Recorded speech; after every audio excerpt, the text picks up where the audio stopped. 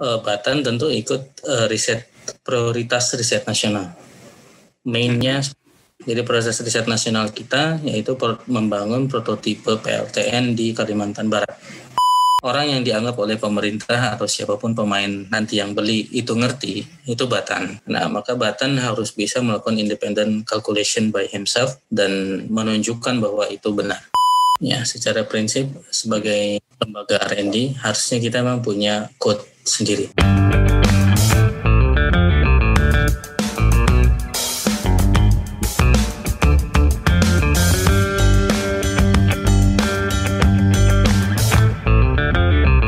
Datang di podcast Bicara Nuklir, podcast pertama yang membahas tentang sains dan teknologi nuklir di Indonesia. Di season ini, kita akan ngobrol dengan lebih banyak ahli dengan topik yang lebih luas dan lebih far-reaching daripada sebelumnya. Kita akan gali lebih dalam tentang topik-topik nuklir, baik yang umum maupun yang belum familiar di tengah masyarakat. Jadi stay tuned and let's get radiated.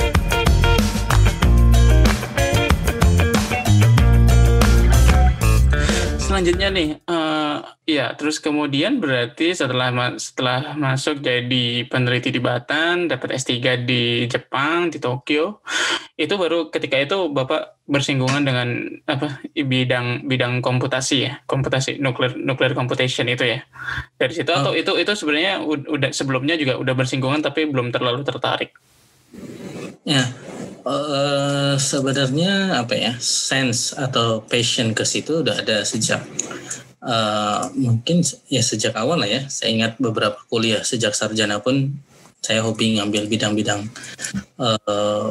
programming ya, dan itu kalau boleh saya cerita lebih jauh lagi, kebetulan ketika saya kecil bapak saya lagi juga hobi ngoding, jadi saya itu menyaksikan bagaimana bapak saya sukses mengcompile Pascal-nya itu.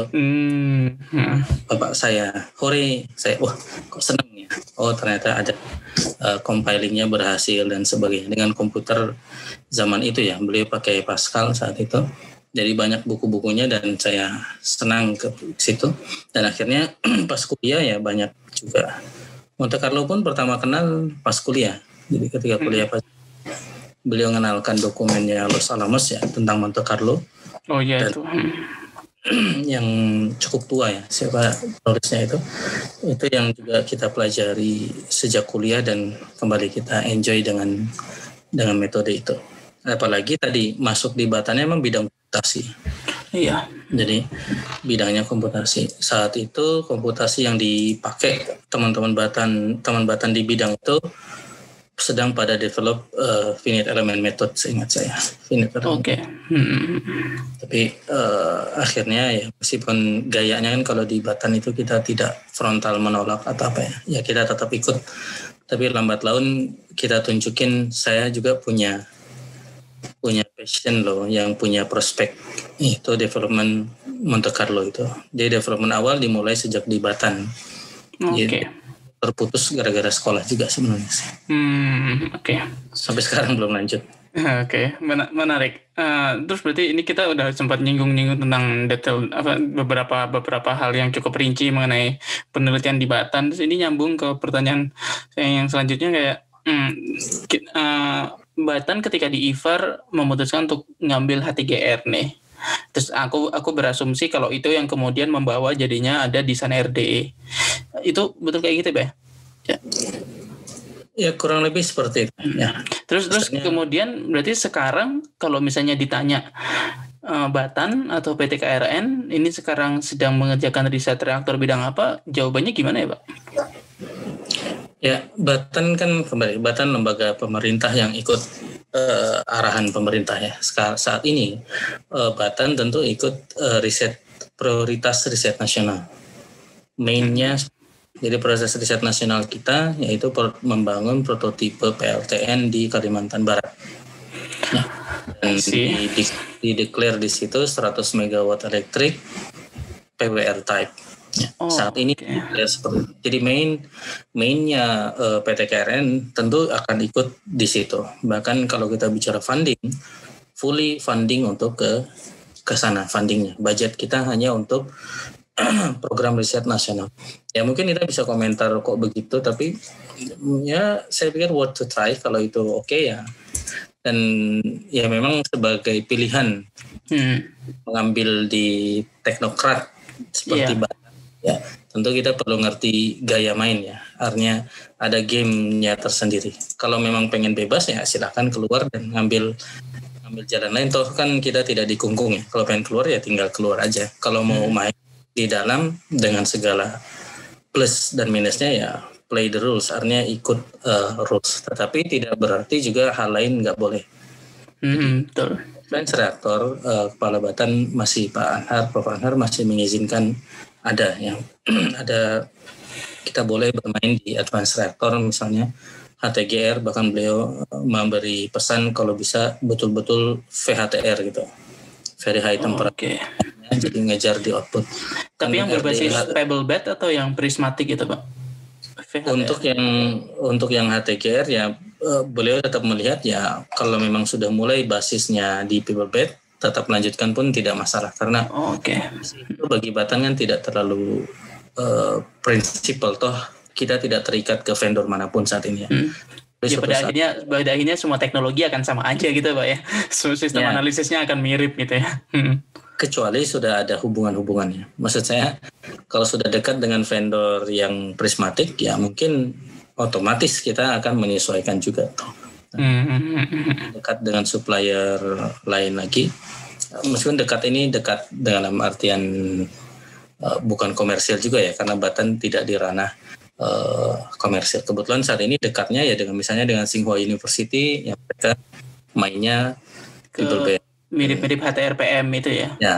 Ya memang HTRPM mainan mereka, jadi masih diizinkan seperti itu. Bahkan sekarang MSR pun menjadi perhatian ya, dan Batan mengizinkan teman-teman yang punya passion di MSR molten salt reactor ya diizinkan untuk publikasi, untuk riset.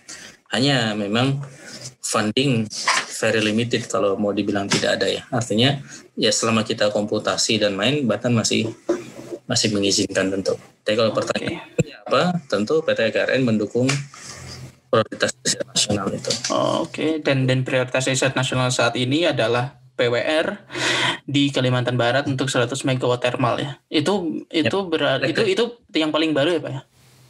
Ya, itu 2020-2024. Jadi ekspektasinya di tahun 2024 nanti apakah sudah terbangun kode atau perizinan sudah selesai atau gimana sih Pak? Saya sejujurnya bingung soalnya membaca kayak prioritas nasional tentang nuklir itu seperti apa sih, kayak saya baca dokumennya ya Allah itu. Bisa dibantu dijelaskan. Targetnya mungkin juga floating ya, artinya bergerak juga. Tapi kalau lihat di statement awalnya, dan yang itu mungkin membuat artinya di awalnya kan pembangunan prototipe PLTN 100 MW elektrik di Kalimantan Barat. Hanya kalau lihat timeline memang beratnya, dan pemerintah pun tidak mengalokasikan dana fully bisa sampai konstruksi. Jadi sepertinya pemerintah seperti memberikan pancingan kepada private untuk bisa masuk, dan mereka lah yang nanti konstruk di sana. Hanya sekarang ya mungkin harus tahu, teman-teman bisa tahu vendor mana aja yang punya 100 MW elektrik ready to be construct. Kan susah juga sekarang. Ya, sedikit. Kalau bisa dibilang enggak ada ya. Saya ada beberapa nama yang bisa keluar. Paling dekat Smart, NuScale tentu belum bisa masuk saat ini. ACP 100-nya Cina belum bisa masuk.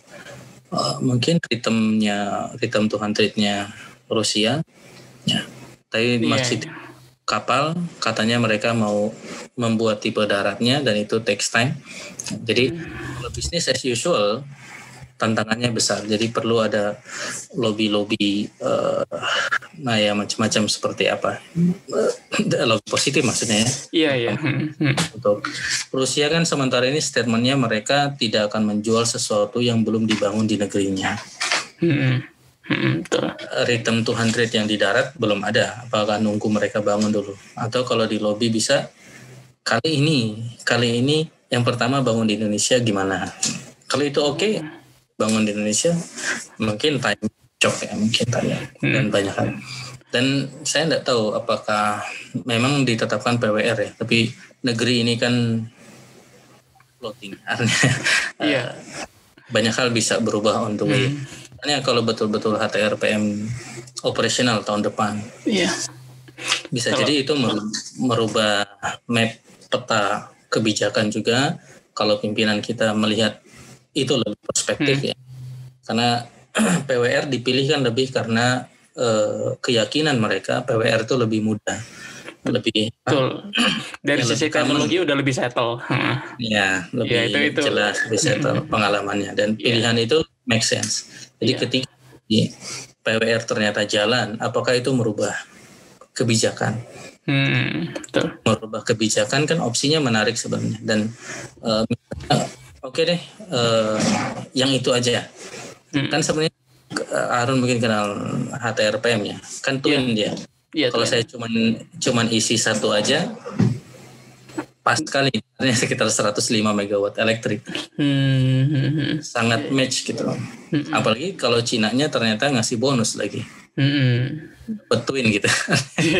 Ya, kayak marketing sekarang kan beli satu dapat pasangannya satu lagi tanpa dia udah satu paket gitu. Itu mungkin lebih menguntungkan ya, atau desain-desain lain yang bisa muncul ke permukaan ya.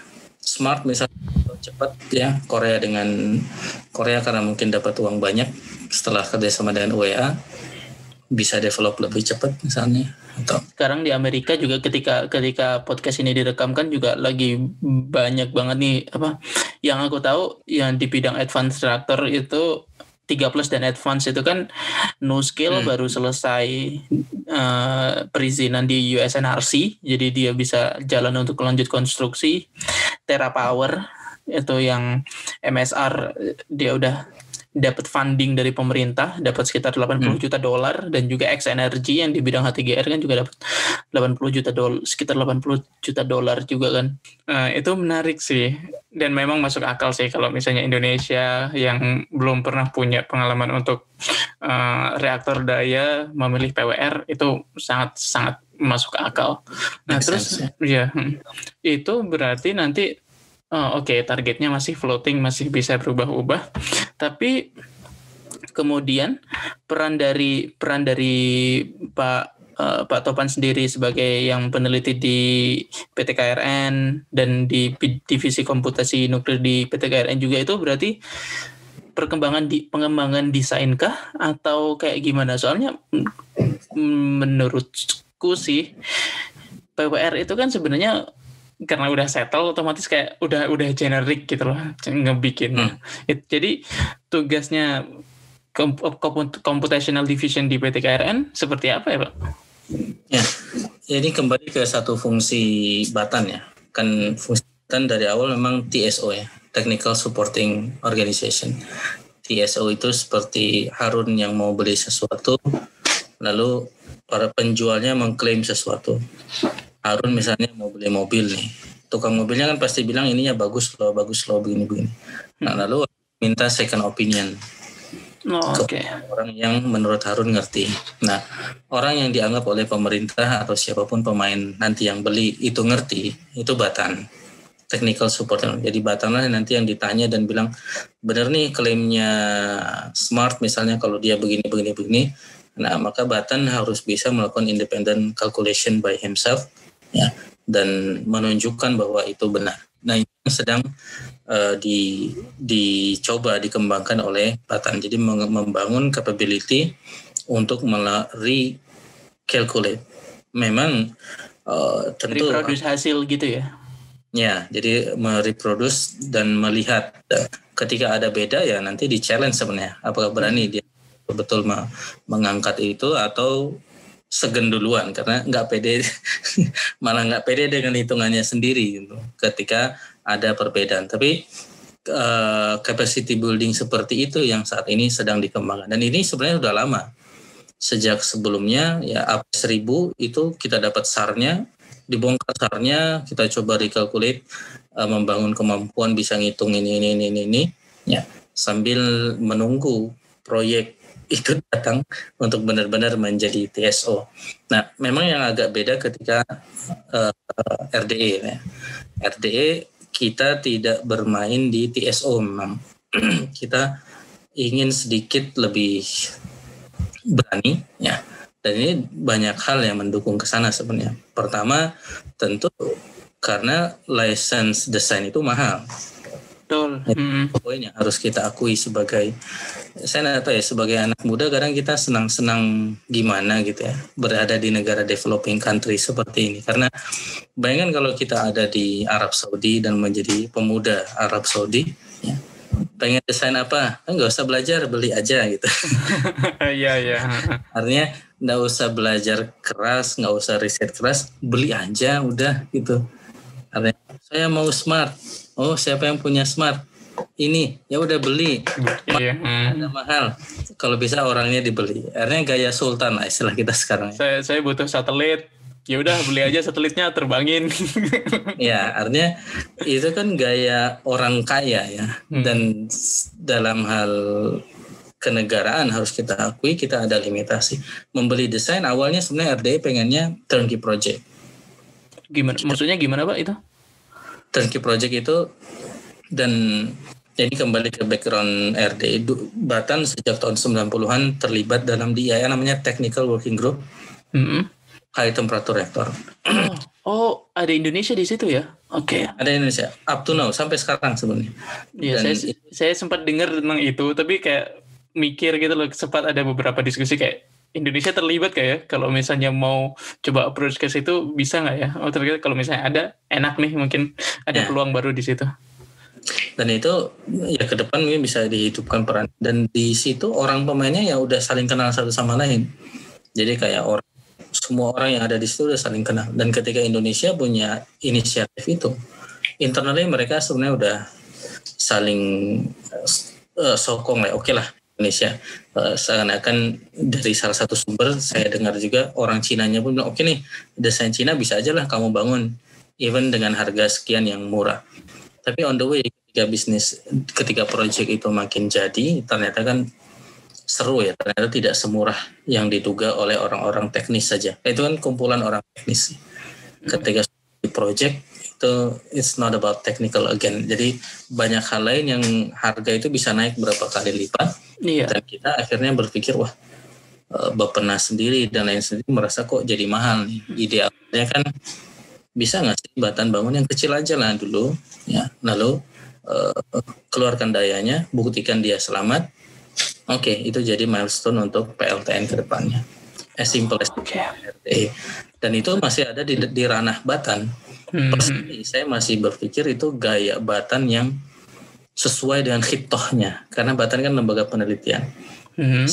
Batan selain lembaga penelitian membantu untuk memberi insentif kepada siapapun yang akan menjadi pemilik PLTN kan tidak mungkin Batan, tapi menyiapkan itu supaya PLTN itu bisa datang. Tapi ketika datang tidak mungkin Batan karena Batan lembaga penelitian. Jadi misalnya site planning dan sebagainya itu harusnya yang punya PLTN-nya, tapi memang peran Batan untuk memudahkan memberi jalan itu. Ya, tadi di mana tadi ya? Tentang prototipe tadi itu. Kalau misalnya memang Batan berperan sebagai TSO, apakah dia punya kuasa untuk membangun prototipe, Pak? Tapi bukankah itu keluar jalurnya gitu loh. Aku masih belum nangkep tentang konsep Batan sebagai technical support, tapi dia diminta oleh Ristek untuk ngebangun prototipe. Itu apakah mungkin gitu dilakukan sama Batan? Ya, ya dari kalau lihat kondisi sekarang tidak keluar dari batasannya karena by legal masih boleh selama dia tidak komersial. Kan selama komersial jadi seakan-akan itu bisa dianggap seperti aparatus risetnya Batan. Tapi ketika scale sudah 100 megawatt elektrik ya tentu beda lagi scale-nya dengan 10 megawatt thermal. Jadi secara hitung-hitungan uang dan lain sebagainya jadi jauh lebih besar, sehingga dalam perjalanannya tetap mengundang pihak luar lah ya, pihak swasta. Ini saya tidak tahu, tapi memang Batan bukan tugas Batan mengkonstruksi. Batan hanya lead project ini, tapi project ini nanti yang memiliki dan sebagainya belum tentu dimiliki oleh Batan. Jadi beda dengan RDE yang memang, kalau RDE memang dia aparatus risetnya Batan, sebagai TSO boleh dia membangun capability dengan punya reaktor-reaktor riset gitu. Hanya yang di prototipe ini istilahnya emang jadi menarik ya konteksnya. Jadi dia prototipe, saya kurang tahu pasti ya, tapi sepertinya kalaupun itu jadi tidak mungkin punya Batan, dan Batan pun tidak sampai level ditugaskan membangun. Batan hanya menyiapkan lead project ini, start dari feasibility study-nya lagi dan dari awal sambil ngundang, dan private yang mau masuk seperti Indonesian Power pun sudah sangat semangat ya sekarang. Oh, ya menarik. Indonesia Power semangat. Sebenarnya kalau sekarang ada vendor yang cocok, punya teknologi yang cocok, ini bisa sangat klop ya. Ya ini ya kita ya saya tahu apakah Harun melihat ada vendor yang cocok sekedar yang dilakukan oleh Batan. Memang kita terutama di PT KRN ya, kita melakukan cek hitungan, melatih recalculation itu beberapa, akhirnya memang SMR yang terkenal ya. SMR PWR itu Pak ya? Ya, NuScale, Smart. Jadi tidak related ke project. Jadi misalnya ketika orang Batan ngitung NuScale, apakah berarti nanti di Kalbar NuScale? Enggak, karena kita hanya R&D-nya ngitung SMR PWR. Tapi apa? Ya, belum decided. Iya. Nggak connected ke project-nya. Iya, menarik. Ya, tapi yang pasti ibaratnya secara legal udah ada inisiatif dari pemerintah. Tinggal nanti kita bisa attract investor untuk masuk ke Indonesia dan mencoba menjalankan itu, dan supaya PT KRN bisa menjalankan fungsinya sebagai TSO gitu ya Pak ya. Ya, bisa seperti itu. Terus ini mungkin topik terakhir nih yang mungkin aku akan mau tanyakan. Ya. Beberapa kali aku diskusi dengan teman-teman peneliti nuklir juga ya, yang teman-teman yang muda. Kita tuh punya pertanyaan tentang capability Batan, utamanya PT KRN untuk membangun kode sendiri, dan pertanyaannya sebenarnya sesimpel, PT KRN punya kode sendiri nggak sih? Yang kedua, PT KRN kira-kira perlu, kalau belum ada, perlu bikin nggak sih? Kayak gitu sih Pak. Mungkin tanggapannya Pak Topan kayak gitu gimana Pak? Ya, mungkin kedua dulu. Apakah PT KRN perlu bikin? Secara prinsip perlu. Ya, secara prinsip sebagai R&D, lembaga R&D, harusnya kita memang punya code sendiri. Ya, di lapangan memang Batan termasuk yang dimanjakan karena Batan punya akses ke banyak code-nya. Kalau Harun sempat lihat di websitenya PT KRN, kita punya banyak code yang kita dapat dari kerjasama dengan negara lain, dan boleh dibilang hal itu meninabobokan kita lah ya. Dan untuk beberapa target kita untuk hitungan desain, rekalkulasi tadi AP1000 dan lain sebagainya, toh kita bisa pakai code-code yang sudah kita dapat dengan cara kerjasama tadi. Tapi kalau kita bicara kemandirian misalnya, ketika suatu saat Batan misalnya diharapkan mempelopori lahirnya industri nuklir, kalau bicara industri, maka teman kita yang industri itu nggak bisa pakai code yang kita pakai gitu. Betul, karena belum settle ya. Selain belum settle ya, secara license dia harus beneran, artinya banyak code yang kita pakai itu masih di ranah R&D. Jadi kalau yang makainya industri itu mungkin marah dia ya. Tapi karena yang makainya Batan masih boleh. Tapi kalau untuk tujuan komersial, core itu nggak bisa dipakai. Dan saat itu Batan harus bertanggung jawab, gimana ini hitungan kamu nggak bisa, ya gimana ya, untuk di ranah industri. Misalnya contohnya sekarang untuk menghitung people bed ya. Untuk menghitung people bed, ini tadi saya bicara idealnya kita develop ya. Tapi RDE akhirnya kita harus punya hitungan dulu keluar. Akhirnya yang dilakukan oleh Batan adalah mengirim orang ya belajar code yang ada di INL misalnya. Oh, belajar tentang Pebet ya Pak ya? Pebet dan Termix gitu-gitu ya? Pebet ya. Akhirnya ya kebetulan saya dikirim ya untuk belajar itu, dan harus diakui itu salah satu step yang harusnya sih kita kerjakan sendiri kalau kita punya time dan orang ya untuk itu. Tapi itu yang terjadi, akhirnya kita kuasai itu. Kan bayangkan kalau suatu saat kita punya industri berbasis yang mau membangun teknologi ini, industri kita itu misalnya Harun pulang dari US, bikin company nuklir, bikin people bed. Tahu-tahu ngitungnya pakai pibet misalnya. Ya Hansnya marah dong. Saya izinkan kamu kan untuk R&D, kok kamu kasih ke Harun yang itu bisnis gitu, entity bisnis. Iya. Bisnis, sehingga nanti saya yang bilang, saya misalnya sebagai orang Batan yang di people bed, sebenarnya bertanggung jawab agar teman saya ini bisa ngitung dan boleh ngitung. Opsinya memang beli, tapi kalau pibetnya nggak dijual gimana? Kode nuklir itu seringnya nggak dijual ya, jadi bukan mahal, malah tak hingga mahalnya. Ada sesuatu yang tak dijual itu kan mahal banget, nggak ketulungan mahalnya. Restricted access untuk di laboratorisnya doang sih, memang beberapa. Ya. Nah ini jadi sebenarnya code itu salah satu hal yang penting lah. Artinya kalau tadi Harun diskusi dengan teman-teman muda, segera jawab penting, sehingga teman-teman yang muda mungkin kalaupun PT KRN Batan tidak siap, teman-teman itu siap nolong. PT KRN harusnya membangun itu, dan kita coba membangun yang bisa kita bangun ya. Misalnya siklus analisisnya kan kita perlu netronik misalnya dari pibet, akhirnya kita punya. Nah, dalam perjalanan siklus itu kita harus menganalisis performa bahan bakar misalnya. Biasanya pakai kode Panama. Mirip, nah nggak dijual, nggak boleh, tapi metodenya open, dibuka kemana-mana. Oke. Nah akhirnya kita lakukan, oke lah, kita develop from the scratch Panamanya. Ya itulah yang kita namakan TRIAC Batan ya, Raiso Analysis Code Batan, dengan hasil yang mirip dengan Panama yang bikinan Panamanya Jerman, salah satu legend code-nya Jerman. Jadi yang bisa kita kerjakan. Dalam perjalanannya sebenarnya macam-macam ya. Kalau nggak tahu, Harun kenal tim code? Ya, tim code.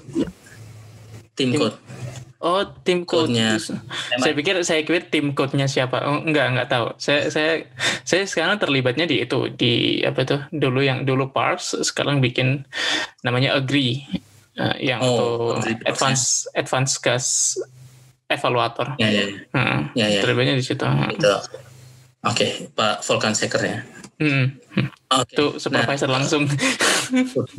Sip. Kan yang sempat garap itu diantaranya Profesor MIT, Profesor Bellinger ya. Jadi karena kita memang punya target output, akhirnya yang kita usahakan ya, saya ngirim ke Prof Bellinger-nya ya, bawa nama-nama profesor saya karena kebetulan temenan. Akhirnya beliau kirim code-nya, tim code itu, dan kita pelajari, dan itu jadi modal kita merecreate TRIAC Batan tadi. Nah, jadi dalam perjalanannya itu, jadi ada constraint waktu, ada constraint orang, terpaksa kita pakai yang ada. Harus diakui itu mengurangi sense of urgency kita untuk develop code. Tapi sebenarnya perlu, ini hal yang sambil saya mengingatkan diri saya dan teman-teman internal Batan, code development itu tetap harus jadi target internalnya, dan senior kita Pak Lim Peng Hong mencontohkan itu dengan baik ya. Beliau develop code-code yang standar artinya akhirnya biasa dipakai di Batan, dan di level baru di angkatan-angkatan ini mungkin perlu kita coba lagi ya. Tidak banyak sebenarnya. Ya akhirnya selain yang TRIAC tadi pun kita perlu info thermohydraulic ya. Ya kita pun develop thermohydraulic based on pendekatan tertentu untuk people bed. Berarti Batan sebenarnya pun di masa lalu juga sudah ada beberapa kode yang sudah dibuat ya Pak. Saya pernah dengar tuh ada namanya Batan 3div, itu yang dibuat oleh Pak Lim Peng Hong itu ya Pak? Ya. Batan 3div. kode-kode Batan dulu kebanyakan kembali ke nama besar Pak Lim Peng Hong ya. Nah, makanya sekarang kita coba beberapa hal yang baru dan kita coba sedikit mengganti nomenklatur. Biasanya Batan 3D, sekarang kita balik apa Batan dulu gitu. Sesuatu baru Batan. Oh, oke. Dan sekarang memang kalau di Neutronic kayak Monte Carlo atau deterministic transport itu juga masih belum ya Pak ya. Mana rata-rata untuk analisis yang kayak field discharge atau burn up gitu-gitu kah? Ya boleh dibilang memang belum lah ya yang fix jadi code yang bisa dikeluarkan dan dipakai di tempat-tempat lain belum. Beberapa Batan sempat bikin nodal tapi dikonsultasikan ke counterpart lain. Ya. Oke. Jadi budget Batan digunakan untuk membuat code. Sebenarnya pun tidak hina, tidak masalah. Itu yang dilakukan oleh GIA, dan posisi seperti Pak Lim lah yang menjadi counterpartnya. Jadi memang terasah dengan kebanyakan pengalaman konsultasi seperti itu. Dan kalau ada teman-teman misalnya tadi muda, kalau mereka siap untuk menjadi entity terpisah yang siap mendapatkan project untuk bikin itu, sebenarnya bisa kerjasama seperti itu ya. Misalnya di Batan ada untuk bikin code Neutronic, let's say seperti yang sandal atau komodo sih jadinya yang dibangun. Komodo Pak. Komodo ya, yang dibangun oleh siapa? Mas Imran ya. Maka bisa jadi nanti Batan itu memproyekkan itu ke pihak ketiga. Dan itu bukan berarti jelek ya, karena dengan itu mungkin ekosistem di luar Batan bisa mulai tumbuh ya. Kan alumni nuklir kan banyak sebenarnya dan tidak semua bisa terserap di Batan. Jadi kalau lambat laun bisa membangun ekosistem di luar yang mapan ekonomi artinya bisa hidup secara ekonomi dengan membangunnya seperti itu, itu bagus juga ya, tidak masalah. Itu menarik tentang counterpart itu. Apakah nggak ada kepikiran gitu atau kayak brainstorming dari Batan untuk menggandeng kampus-kampus yang dimiliki Indonesia sekarang ya, paling kecil yang paling banyak kan sekarang dari ITB atau UGM gitu kan, dari Departemen Teknik Nuklir dan Teknik Fisika UGM dan bidang lab fisika nuklirnya ITB kan, dua itu sebenarnya kalau bisa yang nuklir di Indonesia kan kampus yang paling prominent lah, yang paling yang paling settle, maksudnya manusianya udah ada, labnya udah ada, itu apakah nggak ada arah ke situ mungkin, ngajak dari Batan kayak ngajak UGM ITB untuk bikin kode gitu. Ya ini memang koordinasi seperti itu. Saya nggak tahu yang didiskusikan senior, tapi up to now belum ada yang real sampai sekarang ya. Dan ini memang dan kalau nggak salah sejak dulu di zaman Pak Alim pun bikin code ini juga susah ya. Artinya awalnya sebenarnya itu pekerjaan yang didistribusikan, tapi ujung-ujungnya ya beliau yang beresin lagi. Jadi distributed work yang tidak digemari. Artinya ngoding itu suatu hal yang belum jadi tren, dan kadang pun sebagian orang tidak merespek kegiatan coding sebagaimana seharusnya lah ya. Artinya karena nggak ada outputnya kah? Salah satunya, artinya sama aja penyakitnya coding kan, dia baru bisa dipublish ketika memang sudah beneran jadi. Jadi ketika kita dengan gaya harus cepat-cepat publish, ini bisa jadi mimpi buruk bagi orang yang akhirnya mainnya coding lalu half coding kan nggak bisa di half coding nggak bisa apa. Artinya even 90% coding pun susah untuk dipublikasikan. Ini salah satu ya. Dan ya secara umum memang ya tantangannya ya untuk coding itu agak berat.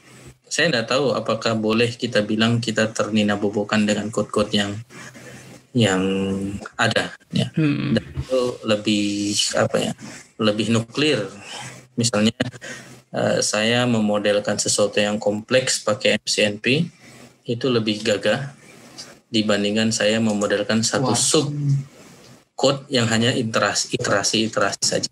Padahal iterasi itu building something sebenarnya. Kalau kita akumulasi itu lambat laun jadi sesuatu yang besar, tapi persatuannya itu nggak kelihatan. Kelihatan. Betul. Gagahnya. Ada banyak detail kecil yang kayaknya udah obvious karena kita udah tahu sistemnya secara umum. Tapi kalau misalnya kita bikin kodenya sendiri akan sangat susah untuk dibikinnya. Susah. Iya. Apakah itu juga? Semoga, gimana Pak? Ya semoga tradisi ini berkembang ya. Dan yang kemarin misalnya Imron di waktu luangnya bisa bikin komodo itu, ya inisiatif itu bisa tertular ke teman-teman lainnya. Apakah ini efek dari funding yang juga mungkin limited Pak di bidang nuklir untuk di dalam internal Batan untuk membuat ibaratnya kayak berinovasi kayak gitu? Apakah karena limited karena funding atau karena simply nggak ada manusianya?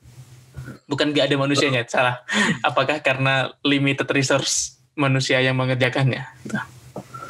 Ya, kalau funding menurut saya malah harusnya mendukung dalam artian justru karena funding limited maka coding yang sangat free untuk dikerjakan tapi hasilnya bisa menjadi sesuatu ya, instead of eksperimental atau hal lainnya. Jadi malah coding harusnya menemukan momentum ketika funding itu tidak ada. Tapi memang harus ini termasuk bagi saya ya bahwa memang itu ya perlu jam duduk yang lebih lama ya, dan mungkin kita perlu punya koreksi terhadap gaya kita melakukan R&D-nya. Nggak usah terlalu buru-buru dan nggak usah terlalu disibukkan dengan hal-hal yang membuat jam duduk kita berkurang gitu. Karena coding ya kalau sudah beralih ke pikiran lain kadang susah untuk mulai betul. Ke code itu, dan semakin lama semakin susah, semakin anti. Benar balik lagi ke situ. Penyakitnya biasanya seperti itu. Dan ya saya tidak tahu ya apakah memang ada beberapa pikiran, apakah termasuk ketika lab komputer itu sempat ramai, kita harapkan ada teman-teman yang tertarik untuk memang fokus development. Tapi itu semoga ke depan masih bisa kita usahakan ya di internal Batan, dan semoga kalau ada counterpart dengan luar, apalagi teman-teman yang siap. Misalnya saya tidak tahu sekarang kalau ada Imron atau lain mungkin bagus. Misalnya kalau saya lepas misalnya Batan membidding, saya keluarkan angkanya aja. Kalau di bawah 1 juta proyeknya itu saya bisa nunjuk langsung. Saya nggak tahu ya code di bawah misalnya mau nggak bikin code 80 juta misalnya, tapi saya bisa nunjuk langsung. Imron tolong bikinkan. Oh iya, itu akan menarik sih.